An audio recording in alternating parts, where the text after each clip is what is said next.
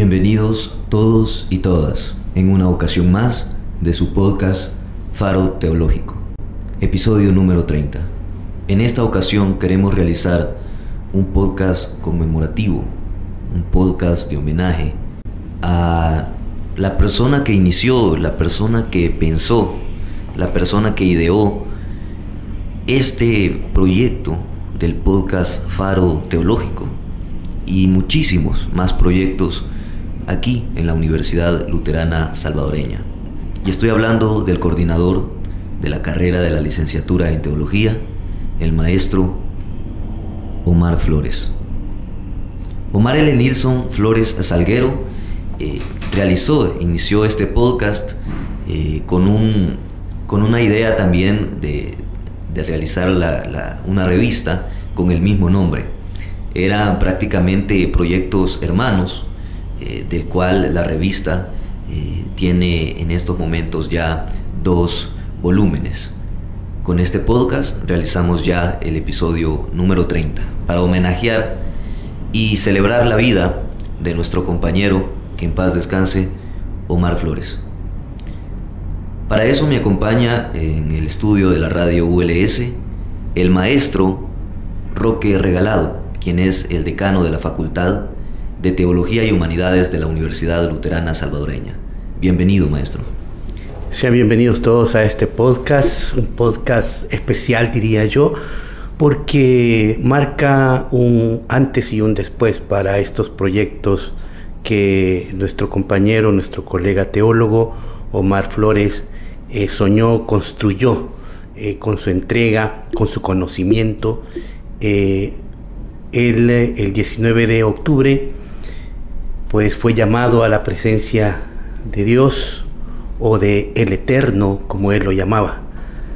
Y ahora pues nosotros queremos agradecer a Dios y agradecer a él en su persona por estos proyectos de educación teológica que él construyó y que legó a la Universidad Luterana Salvadoreña, y que son la muestra de su compromiso con la educación formal teológica que necesitan todos los cristianos.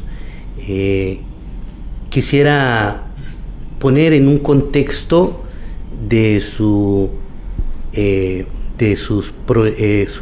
camino académico, ¿verdad? Él fue estudiante aquí de nuestra universidad, de la Universidad Luterana. Sacó su licenciatura en teología, y luego él se dedicó a profundizar más en los conocimientos teológicos, principalmente en el área bíblica hermenéutica, y estudió el máster en Biblia en la Universidad San Damaso a través de UNIR. Luego obtuvo el diplomado por competencias de la Universidad Evangélica de El Salvador, un diplomado en diseño instruccional para contenidos virtuales en la Universidad Evangélica, el diplomado en tutor virtual en la Universidad Galileo de Guatemala, diplomado en exégesis y lectura popular de la Biblia a través del DI de Costa Rica, un diplomado en idiomas bíblicas por la Sociedad Bíblicas Unidas, diplomado en hermenéutica y exégesis judía de la Biblia por el Instituto Shalem, diplomado CETI, Centro de Estudios Teológicos Interdisciplinarios en el área de Misión Integral y Sociedad, diplomatura sobre el desafío de la misión integral de la Iglesia del siglo XXI, llevado a cabo en el CLADE V en San José, Costa Rica, diplomatura sobre tendencias teológicas actuales impartido en la Universidad Don Bosco por el doctor Juan José Tamayo. Son estos lo de su camino académico que le forjó, que le formó, que le dio las convicciones que le hicieron el docente, el cristiano, el teólogo que él era. Él trabajó con la Universidad Luterana a partir de el 2022 hasta la fecha, y fue director del Departamento de Teología durante el último año aquí en la universidad. En ese camino él tuvo muchos sueños, muchos proyectos y también muchas convicciones de las que vamos a tratar de compartir hoy. Exactamente, decano. El maestro Omar Flores tenía pues una carrera bastante vasta en lo que serían los conocimientos teológicos, en lo que serían los conocimientos generales del saber. Siempre se encontraba al licenciado Omar Flores y era un encuentro de conocimiento, de aprendizaje, y sobre todo de tanto de aprendizajes académicos como también de aprendizajes de vida. Muchos de esos aprendizajes de vida y aprendizajes académicos quedaron grabados en esta serie de podcast aquí en Faro Teológico, y de los cuales es bastante interesante hacer un recorrido, un breve recorrido de todas esas enseñanzas que nos pudo dejar. Desde el primer capítulo, pues, él siempre quiso hacerlo de un orden en específico, y era desde el orden en enseñarle los conceptos para las personas que estaban fuera de este mundo teológico. Él siempre me decía de que lo primero que habría que hacer para el podcast era mostrar estos conceptos teológicos para las personas que estaban fuera, porque las personas que estaban dentro ya tenían un conocimiento principal con el cual iban a entender los podcasts, pero era necesario enviar ese mensaje, ese conocimiento a las personas que todavía no habían tenido la oportunidad de emprender ese tipo de conocimiento teológico. Algo que siempre él subrayó en sus clases, ¿verdad? Y también cuando tenía la oportunidad de compartir con grupos, con personas, con iglesias, y él siempre estaba preocupado porque las iglesias, los teólogos, los escrituristas se tuvieran en cuenta siempre el mundo sociocultural de la Biblia, para no caer en las lecturas anacrónicas, y especialmente el estudio serio de las lenguas bíblicas, para poder entender a raíz el mensaje de las escrituras. Y es lo que queremos compartir hoy a través de este podcast. Por lo tanto, si nosotros pretendemos ser personas que, digamos, van a estudiar de manera seria, profesional las escrituras, para enseñarla, ya sea en una universidad, en un seminario, en un templo, en una iglesia, debemos tener una formación por lo menos básica en materia lingüística e idiomática. Saber leer el hebreo, saber leer el griego, ¿no? Como hemos escuchado, él siempre tuvo esa preocupación. ¿Por qué razón? Él era conocedor de experiencias de muchas iglesias que él visitaba, conocía, y escuchaba y veía con su conocimiento que había ese vacío, que hay muchas veces ese vacío en las predicaciones en la radio, en las predicaciones dominicales. Casi siempre se comete el error de no tener el contexto bíblico del texto que se está predicando y saber tomar la enseñanza.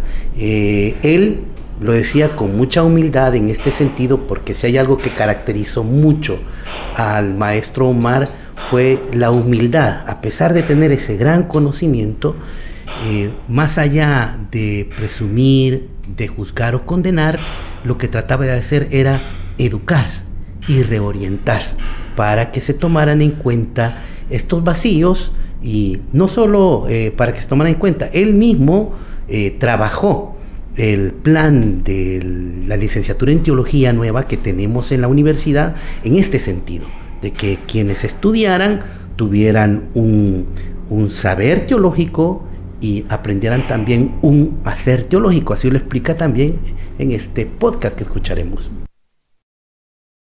En teología, estimados, se habla de dos categorías bien importantes. Tenemos el saber teológico y tenemos el quehacer teológico. Interesante. El saber teológico está relacionado con el aprendizaje de todo lo que se ha generado a lo largo de la historia, en materia teológica, en materia filosófica, dentro del saber teológico, los estudiantes van a aprender de Biblia, van a aprender las principales propuestas de los pensadores más destacados en la historia de la teología y de la filosofía. Van a conocer las diferentes ramas que hay dentro de la teología, porque hablar de teología es algo bien general, pero la teología tiene diferentes ramas. Está la teología bíblica, está la teología pastoral, está la teología sistemática. Bueno, hoy en día se habla de las ciencias de la religión, ¿no? Que son categorías que se estudian dentro del saber teológico y que el estudiante la va a aprender. Porque es importante que tenga una buena formación en cada una de estas áreas, ¿verdad? Para que adquiera competencias, por ejemplo, en el área de la interpretación bíblica, en el área de la docencia teológica, en el trabajo pastoral. Pero también tenemos la otra categoría que te mencionaba, y es la del quehacer teológico. Está el saber teológico, donde vamos a aprender lo que se ha dicho, lo que se ha enseñado, pero está el quehacer. ¿Y qué es lo que vamos a aprender en el quehacer teológico? Dentro del quehacer, él y las estudiantes van a aprender a hacer teología. Van a aprender a hacer teología, es decir, partiendo de la tercera función que veíamos del teólogo como un intelectual, como un pensador que analiza la realidad, que analiza las problemáticas de la sociedad, el estudiante va a aprender a investigar y a reflexionar desde la teología la realidad social y las diferentes problemáticas y fenómenos que se observan dentro de nuestro contexto, ¿verdad? Eso por mencionar las categorías, las competencias principales que, digamos, el estudiante va a desarrollar y va a adquirir al estudiar una carrera como esta, ¿verdad?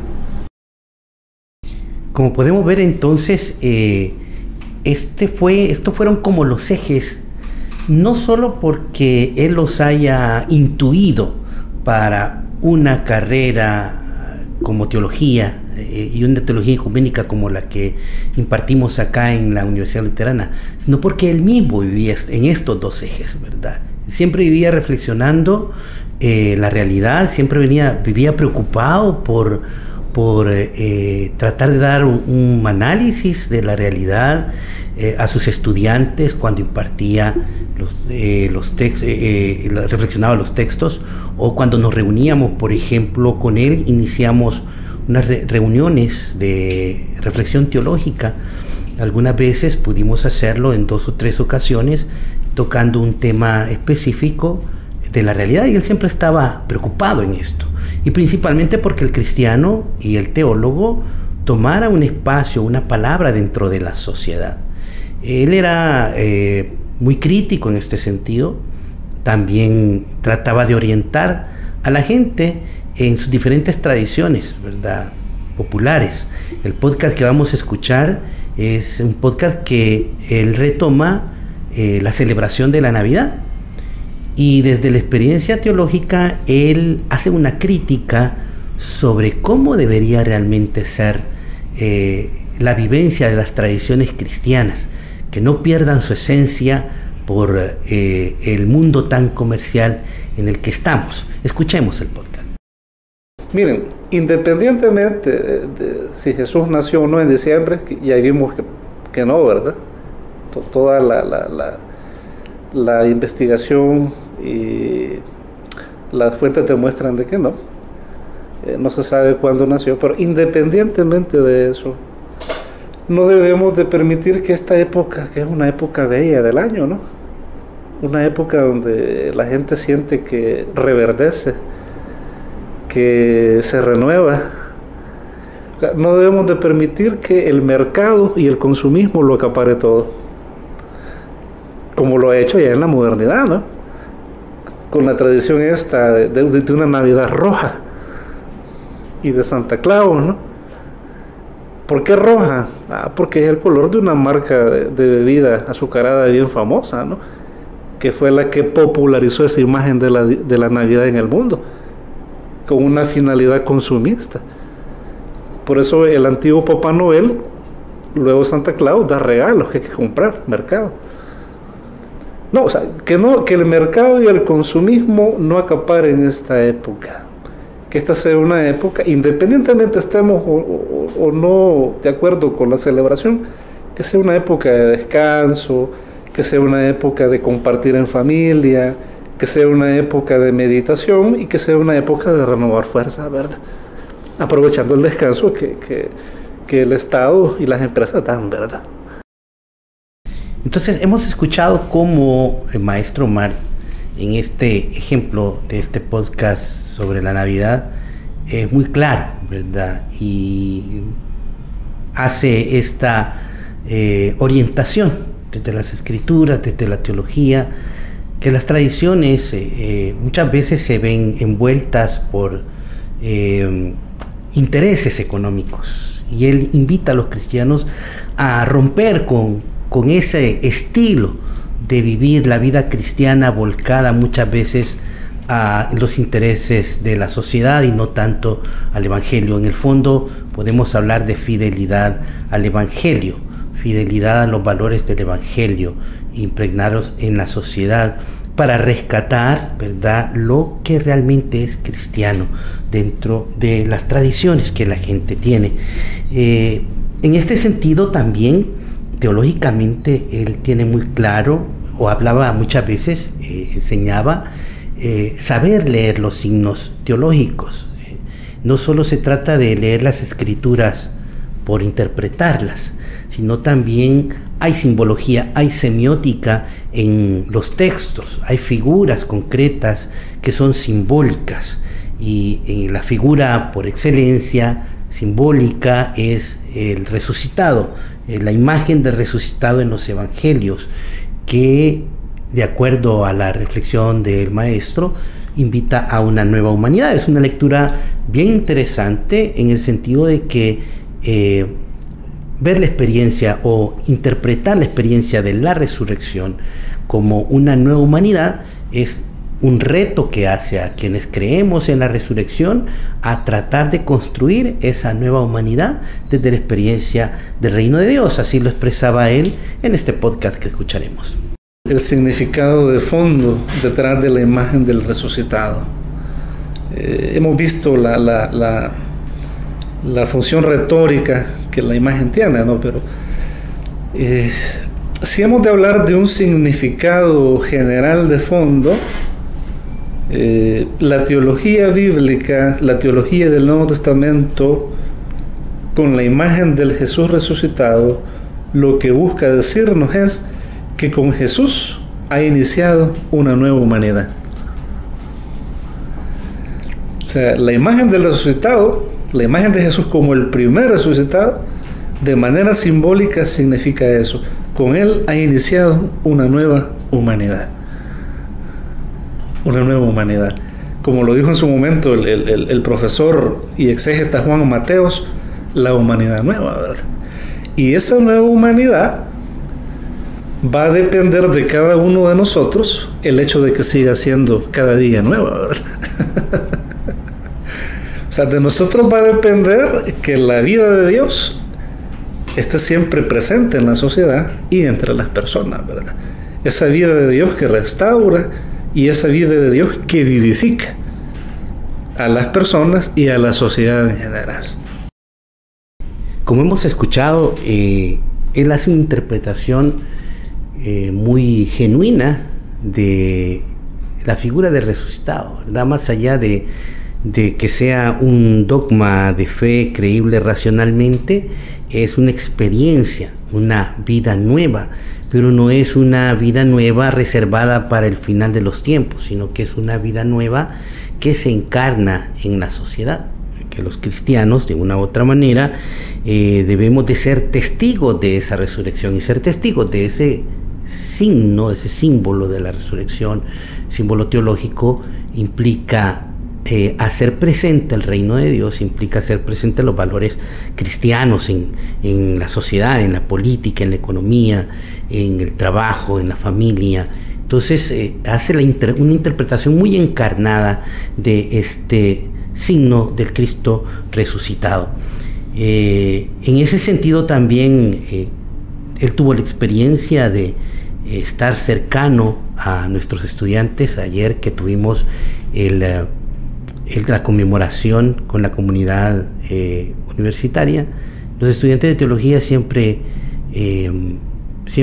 expresaron esto, que él siempre estaba cercano a ellos y que con paciencia trataba de enseñarles aquellas cosas que era difícil para algunos de ellos entenderlos, porque él siempre estuvo en su preocupación de que lograra entenderse, lograr sacar de la ignorancia, lograr orientar o sacar de los errores a la gente, sabiendo que nuestra gente a nivel popular, digámoslo así, nuestra gente tiene interpretaciones por veces erróneas de las Sagradas Escrituras, y él siempre tomaba la paciencia de romper esos esquemas y orientar en nuevos esquemas con sus conocimientos. En este podcast que escucharemos, él precisamente habla sobre algunas críticas que muchas veces a nivel de redes sociales, a nivel de medios de comunicación, se hace al trabajo bíblico, ¿verdad? Y cómo él trata de explicar y de hacer alcanzable al conocimiento de nuestra gente estos conocimientos tan profundos. Acá vamos a mencionar algunas críticas, algunas polémicas que a nivel popular, digamos, se han desatado. Una de ellas, y una de las más mencionadas, es la de la coma juanina. La de la coma juanina. La coma juanina, en exégesis del Nuevo Testamento, se le llama así al texto este de Primera de Juan 5:7, que cuando uno lo lee en la Reina Valera, que es la Biblia más leída en el mundo protestante evangélico, el texto dice, porque, oí como dice, y quiero que me digas qué diferencia observas. Okay. La Reina Valera dice, Primera de Juan 5:7, porque tres son los que dan testimonio en el cielo, el Padre, el Verbo y el Espíritu Santo, y estos tres son uno. Así dice la Reina Valera. Pero oí como dicen la mayoría de traducciones modernas, incluyendo algunas que hemos mencionado. Tres son los testigos. Testigos. Tres son los testigos. Y bueno, iniciamos, tres son los testigos. Y antes decía que tres darán el testimonio. El Padre, el Verbo y el Espíritu Santo. Okay. Y ahora, estos tres son uno. Y ahora tres son los testigos. Y en las traducciones modernas solo dicen tres son los testigos. ¿Hasta ahí? Hasta ahí. ¿Qué diferencia observas? No hay una descripción, no hay una explicación. Quizás alrededor de ese texto donde dice tres son los testigos, y quizás antes o después se mencione algo sobre el Padre, el Verbo y el Espíritu Santo, o el Padre, el Hijo y el Espíritu Santo.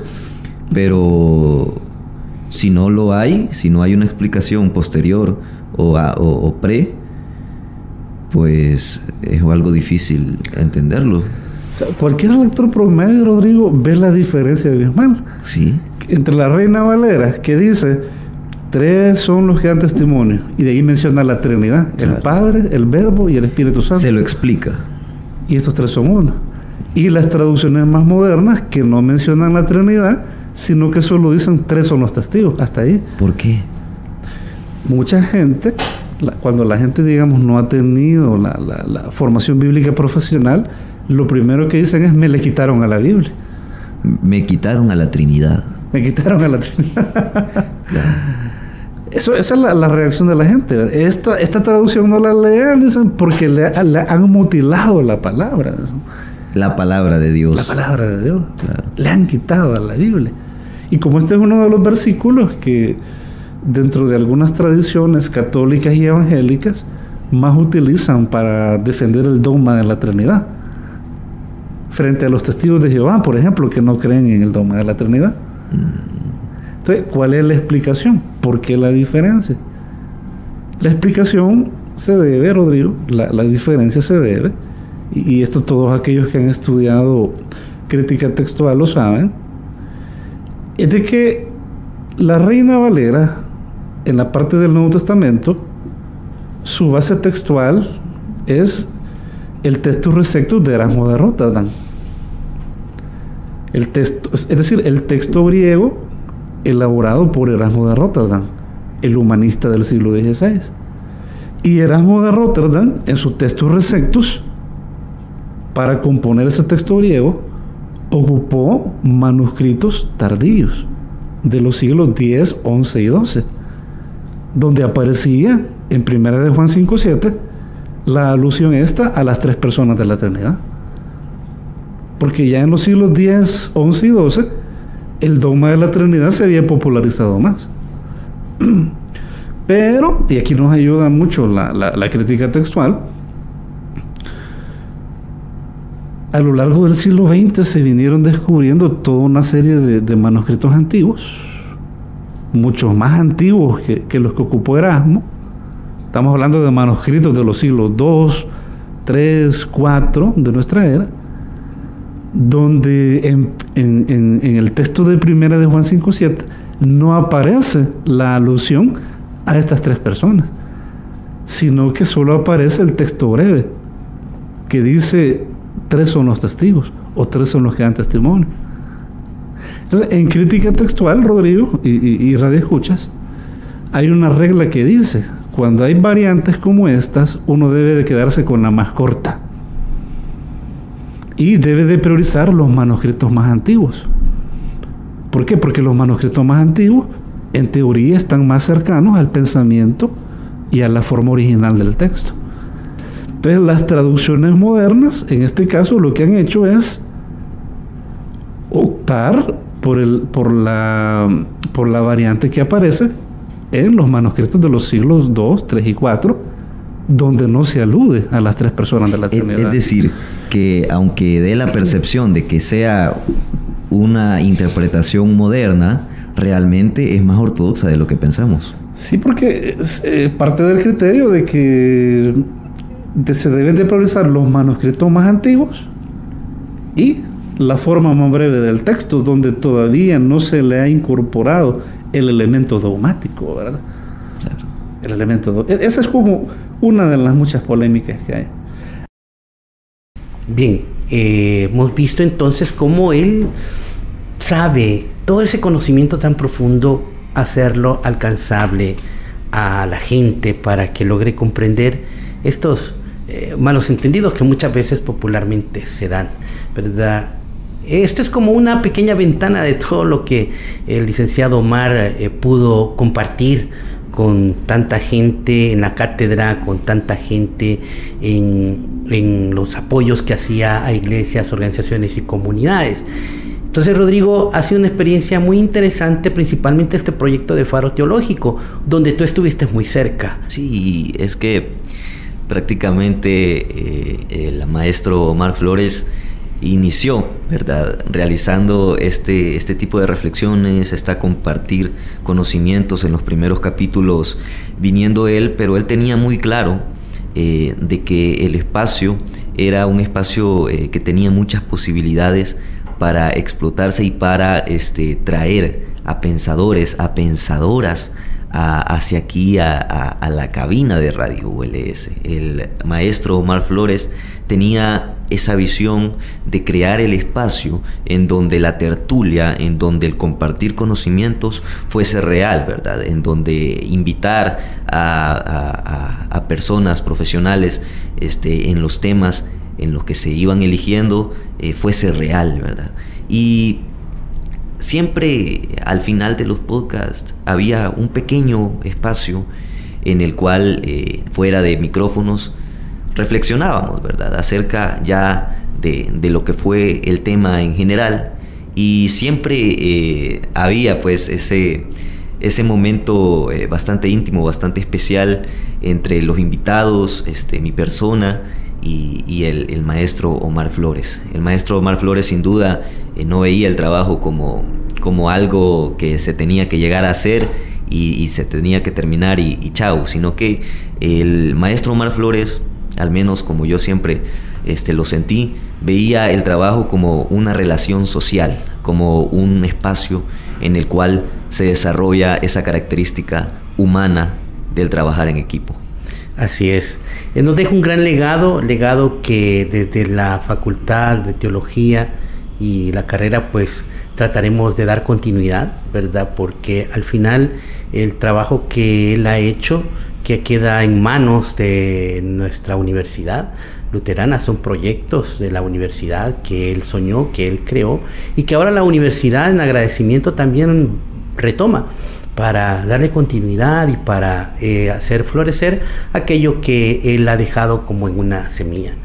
Esto ha sido, bueno, pues una pequeña muestra en donde hemos recordado, homenajeado y conmemorado la vida del maestro Omar Flores, quien pues nos ha acompañado desde el primer capítulo de Faro Teológico, y de que en estos momentos pues esperemos que descanse en paz, y pues le deseamos a todas las personas que lo conocieron, a todas las personas que aprendieron de él, pues de que sigan aprendiendo de él a través de este podcast que él nos ha dejado para todos y todas. Muchas gracias, maestro Roque Regalado, por acompañarnos. Gracias a ustedes por la invitación y ya tú lo decías, ¿verdad? Todos los que le conocimos y que estamos involucrados en este proyecto que se llama Licenciatura en Teología, pues seguiremos adelante con este legado. Los estudiantes, los catedráticos, el equipo de catedráticos que él formó, mi persona como decano, pues estaremos siempre llevando adelante esto, ¿verdad? Que es algo que él soñó y que se ha construido y se seguirá construyendo. Y muchas gracias a todas las personas que nos han acompañado desde el capítulo 1 en este sueño, en este proyecto tan bonito que se llama Faro Teológico. Muchas gracias.